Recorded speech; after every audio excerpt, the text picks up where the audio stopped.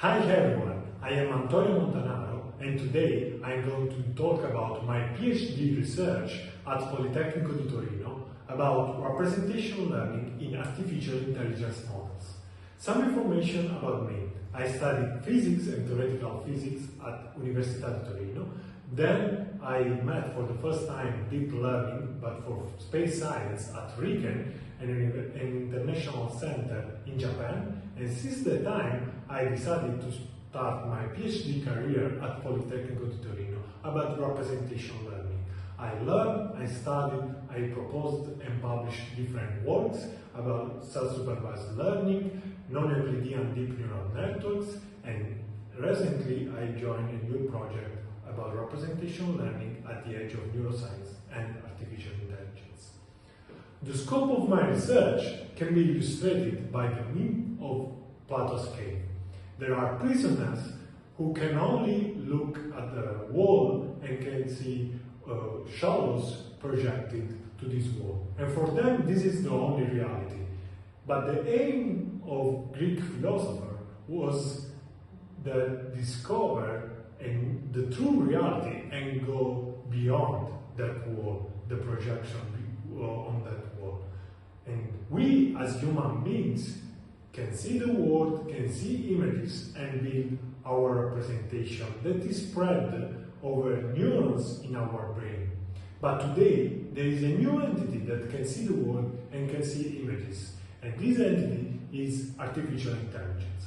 So I asked the following question during my PhD. How can we improve representation in AI models, and is this representation similar to the representation of our brain? To answer to these questions, we have to go back to the history of the representation.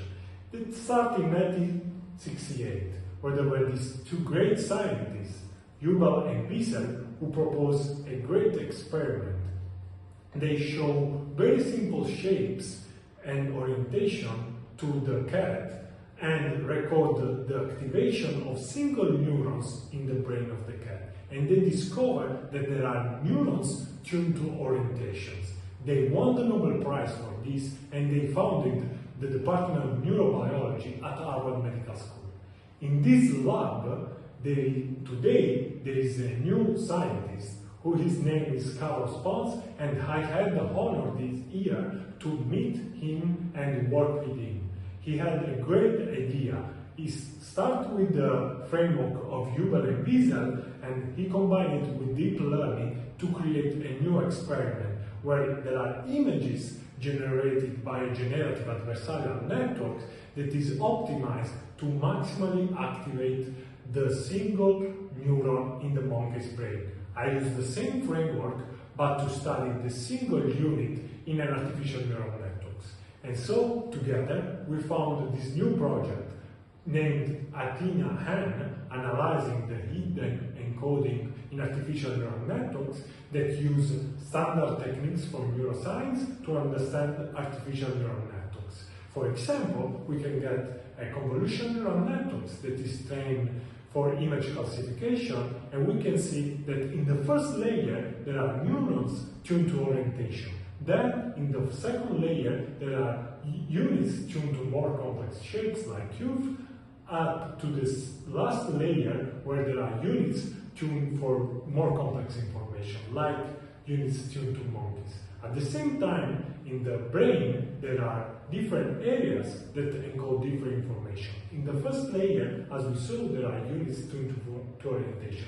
Then in the second area, there are units tuned to more complex shape, up to the very deep area where there are units tuned to all objects. And we can generate images by using generative adversarial network to maximally activate these neurons.